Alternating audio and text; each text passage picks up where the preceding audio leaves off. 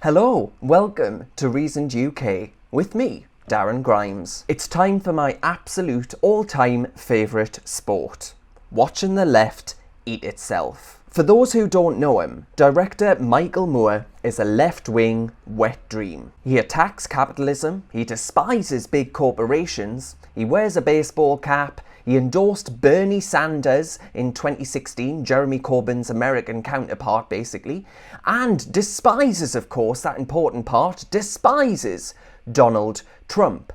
He wins Academy Awards and is a many times multi-millionaire. So why, you might find yourself asking, have his own leftist clique called for him to be cancelled? His latest documentary, which opened on Earth Day, has been attacked from fellow leftists, including calls for censorship. So naturally, it caught my attention, right? After all, one of my favourite scenes in The Lord of the Rings is watching the orcs fight amongst themselves.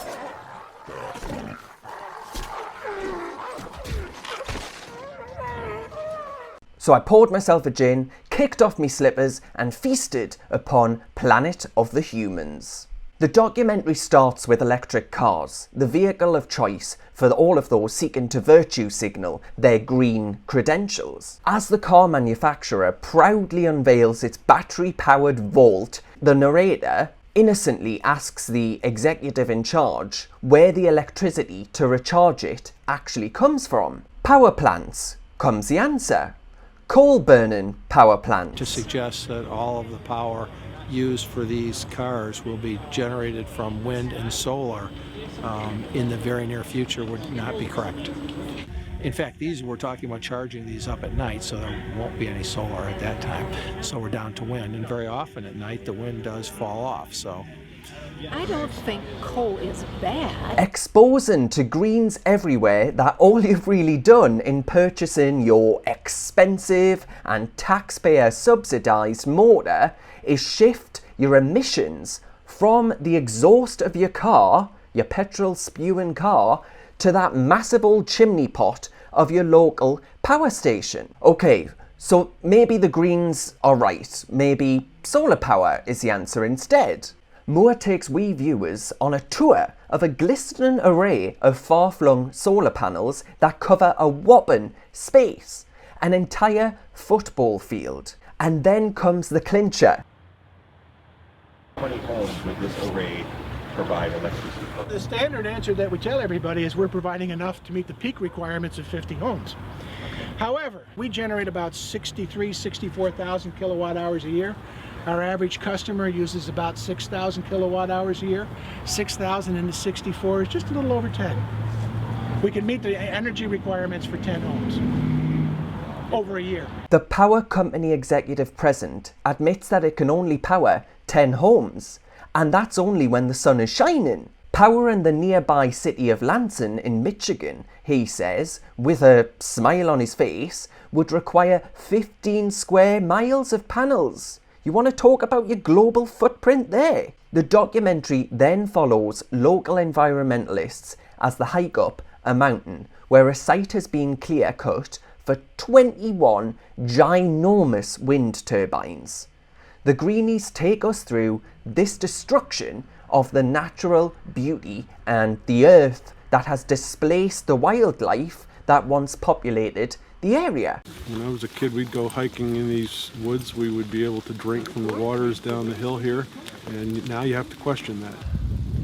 And how long are these towers supposed to last? 20-something years. 20. I know, it's just... Oh, wait a minute, you're it's a kidding me. nanosecond. 20 years? Oh, it's a nanosecond in the time of energy.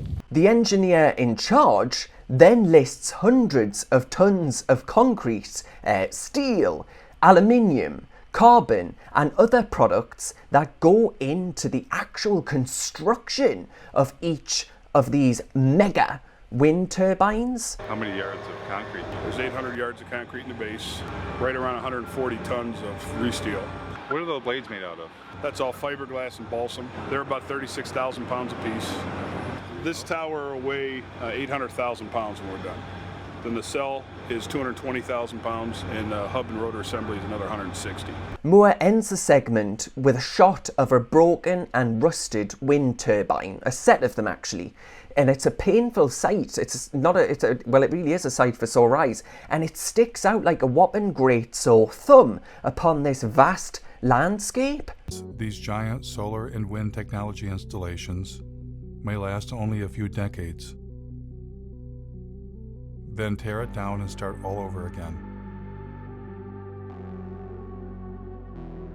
But maybe the greenies have got a point on renewables like producing biomass rather than fossil fuels, right? Once again, the documentary treats us to an impressive selection of diesel-powered machines. They're all felling, hauling and chipping logs for burning. The deceit of the enterprise comes into focus with crystal clarity. A remarkable step indeed. We're to do our part by getting out of bed with coal companies and into bed with logging companies? In the final scene, we learn that America would need to burn every single beautiful, tall and ancient tree it has to power the United States for how long?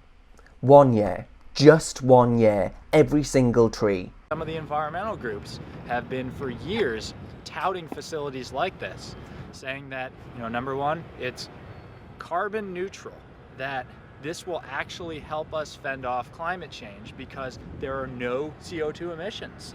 It actually emits over 400,000 tons per year of carbon dioxide. Oh, but once we cut them, they'll grow back. They'll grow back over a period of decades to centuries. But if we cut every tree in the United States, it would be able to power the country for a year, and then what happens when the streets are gone? How are you feeling? I'm exhausted, and we're only halfway through the documentary. Already, each and every form of green energy, supposedly green energy, has been exposed as a fraud, surviving on a popular naivety, government subsidies and the products of necessary industrialization that has led to so much human progress. Maybe if Moore stopped at the halfway point, he might have been forgiven by his devoted green leftist followers. But he goes further and aims the glare of his camera directly at these green activists. He heads to a so-called green concert where the organiser proudly boasts to a bunch of hippies that the concert is entirely supplied by solar energy. The camera then takes us backstage and exposes the tiny solar array that's clearly there just for show. The power for all of the lighting, amplifiers and guitars comes from a diesel generator. I need to thank Building Energy, which provided so much solar power to this that we've powered the entire event with solar energy. But when I went backstage to see what was really going on, You ain't running this whole thing on that, Jack. I can tell you that. The toaster is 1,200 watts. So that run right there could run a toaster. I found the installer. Hi. Are they running the festival on these solar panels? The concert is run by diesel generation system. They didn't ask us to energize the concert. Oh, okay. For now, you can still watch Moore's 10 out of 10, in my opinion, expose of green energy on YouTube. But you'd better hurry up. There's a campaign on the internet from these green activists to cancel Moore wherever this documentary is hosted. Here comes the caveat. Be warned, Moore is no friend of human progress, individual liberty, or freer markets. His solution, like all green leftists, appears to be a Malthusian cull of the human race. And I have to, look these green advocates in the face and say to them, all right, great idea, you go first, I'll be right behind you, pal. Anyway, it's a joy actually to watch one of the left's darlings stick the fantasies of this communist green movement and the renewable technologies that they push onto the hard-paid taxpayer and businesses called out. So who knows, right? Maybe you'll watch it and convince your MP to watch it and expose the lunacy of the UK's 2050 target for the asphyxiating binding of the UK's hands for what it is.